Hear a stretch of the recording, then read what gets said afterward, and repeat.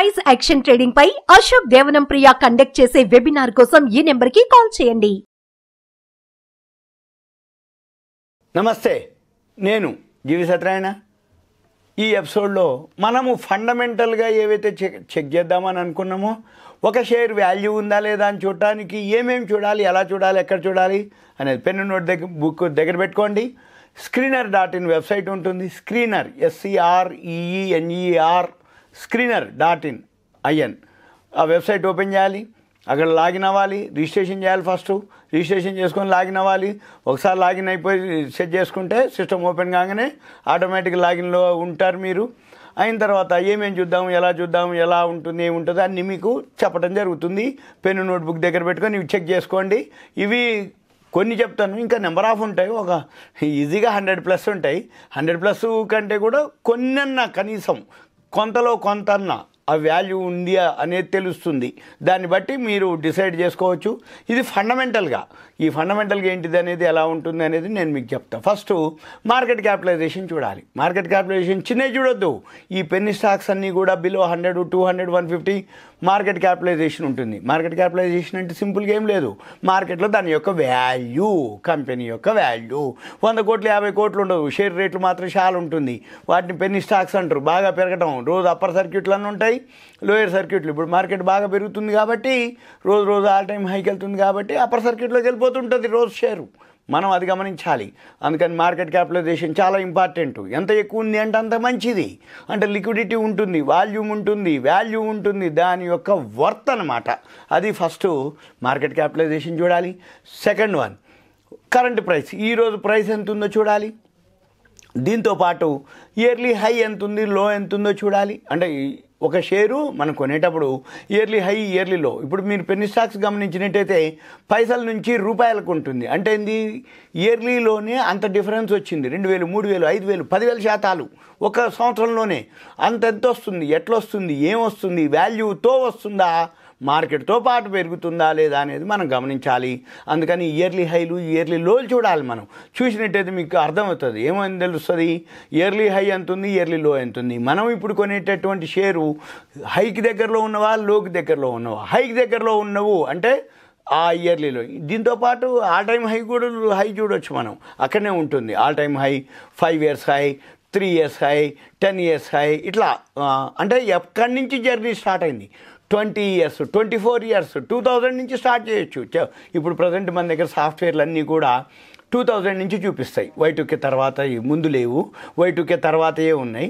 Y2K తర్వాత అంటే 2000 నుంచి 25 years డేటా ఉంటుంది. 24 years, 25 years నుంచి ఎక్కడి నుంచి అది చేంజ్ అయింది, ఎక్కడి నుంచి పెరగటం మొదలుపెట్టింది, ఎప్పుడు పెరిగింది, ఎంత పెరిగింది అనేది మనం చూడాలి. అది హై లోలు చూడాలి.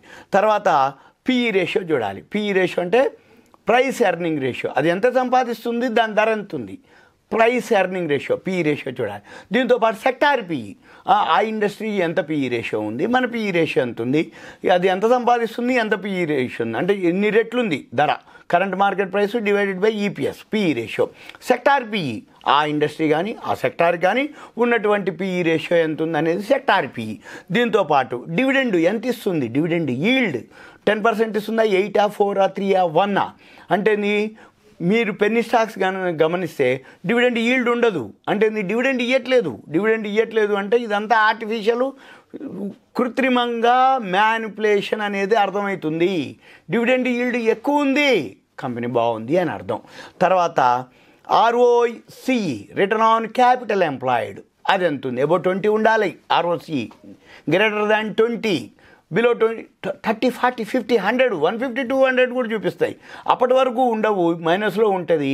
ఒక్కసారి 100, 150, 200, 300 చూపించి మళ్ళీ అక్కడ మనకు అంటగడతాయి. అవి కూడా గమనించాలి. మళ్ళీ return on capital employed, ROCE, ROE, return on equity అంటే కంపెనీ యొక్క మూలధనం మీద కంపెనీ ఎంత సంపాదించింది, రిటర్న్ ఆన్ ఈక్విటీ, పెట్టుబడి మీద మూలధనం మీద. రిటర్న్ ఆన్ ROI ఉంటుంది, రిటర్న్ ఆన్ ఇన్వెస్ట్మెంట్. పెట్టుబడి మీద ఎంత సంపాదిస్తుంది, ROE, ROI, ROCE అవన్నీ అబౌవ్ 20 ఉండాలి, గ్రేటర్ దాన్ 20% అబౌవ్ ఉన్నాయి మనం చూడాలి.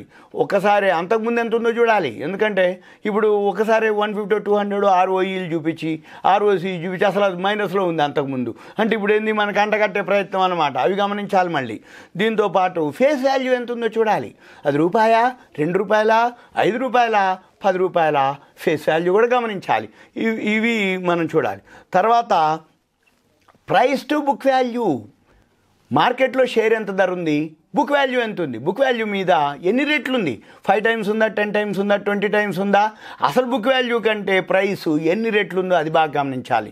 ఎందుకోసం అంటున్నంటే కొన్ని 100 రెట్లు ఉంటాయి ఈ పెన్నీ స్టాక్స్ అని, ఏవైతే చిన్న చిన్నవి ఉన్నాయి అనుకోండి, బుక్ వాల్యూ పైసల్లో ఉంటాయి, షేర్ రేట్లు వచ్చి రూపాయల్లో ఉంటాయి. అంటే అన్ని రెట్లు ఉంటాయి అన్నమాట. అవన్నీ మనం గమనించాలి. ఏది ప్రైస్ టు బుక్ వాల్యూ. తర్వాత డెట్ టు ఈక్విటీ, అప్ ఎంత ఉంది కంపెనీ, అప్పు. మూలధనం ఎంత ఉంది, అప్ ఎంత ఉంది. మూలధనం కంటే అప్పు ఎక్కువ ఉండకూడదు. మూలధనం అంత ఉన్న అప్పు ఈక్వల్గా ఉంటే ఏమీ లేదు. మూలధనం కంటే తక్కువ ఉండాలి. మన అంటే రిజర్వ్లు మూలధనం 2 ఉంటుంది, క్యాపిటల్ రిజర్వ్లు. అప్పు డెట్, ఈ డెట్ ఎంత ఉండాలి, ఈ నెట్వర్త్ అంటాం. మూలధనము, క్యాపిటల్, రిజర్వ్లు 2 కూడితే వచ్చేది నెట్వర్త్. ఈ నెట్వర్త్ కంటే కూడా అప్పు అంటే సుమారుగా రిజర్వులు మూలధనం 2 కలిపితే 100 కోట్లు ఉంది అనుకోండి. ఉదాహరణకి 10 కోట్ల అప్పు ఉంది, ఓన్లీ 10%, అంటే మిగిలిన 90% మన కాడు ఉన్నట్టు. అట్లా మనం చూడాలి. నెట్వర్త్ ఏదైతే రిజర్వ్ మూలధనం కంటే అప్పు ఎంత తక్కువ ఉంటే అంత మంచిది. అసలు అప్పే లేదు, ఇంకా మంచిది.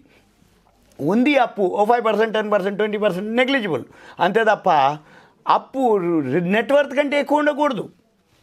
ఉదాహరణకి నెట్వర్త్ అంటే మూలధనం రిజర్వ్లు కలిపితే 100 కోట్లు ఉంటే అప్పు 100 కోట్ల పైన ఉందనుకోండి, ఇంకా మనం వేస్ట్, ఆ కంపెనీ కొనాల్సిన అవసరమే లేదు.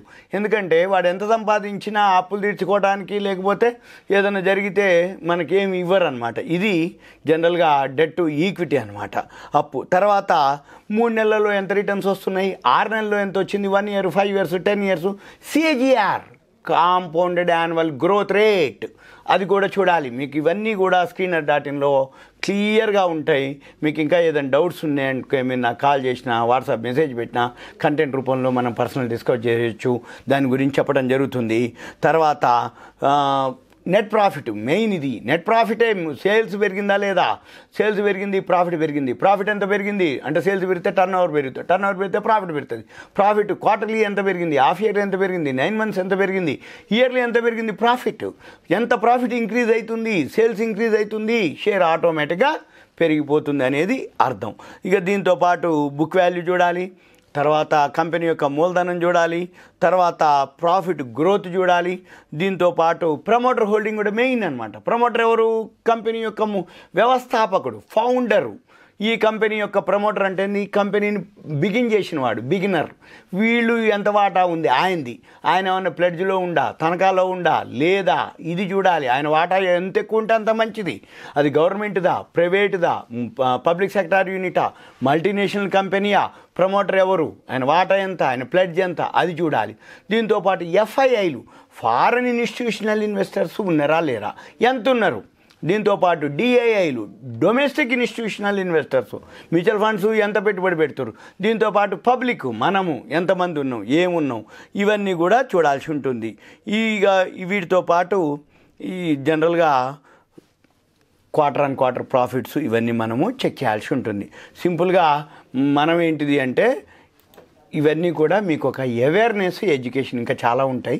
ఇంకా డెప్త్కి పోతున్న కొద్దీ ఇంకో ఆడియోలో నేను మీకు దీని గురించి ఇంకా మీకు డెప్త్గా ఇన్ఫర్మేషన్ కావాలనుకుంటే మీ పేరు, ఏరియా, వాట్సాప్ మెసేజ్ పెట్టండి, గ్రూప్లో యాడ్ చేస్తారు. మీకు ఏదైనా డౌట్స్ ఉంటే కంటెంట్ రూపంలో పెట్టండి. ఇంకా అంటే పర్సనల్ కలిస్తే మనం డిస్కస్ చేయొచ్చు. ఇదంతా కూడా ఒక అవేర్నెస్ ఇన్ఫర్మేషన్, ఫండమెంటల్కి సంబంధించినంత వరకు. ఓకే, సుమన్ టీవీ ప్రేక్షకులు ధన్యవాదాలు. Thank you. సెలవు.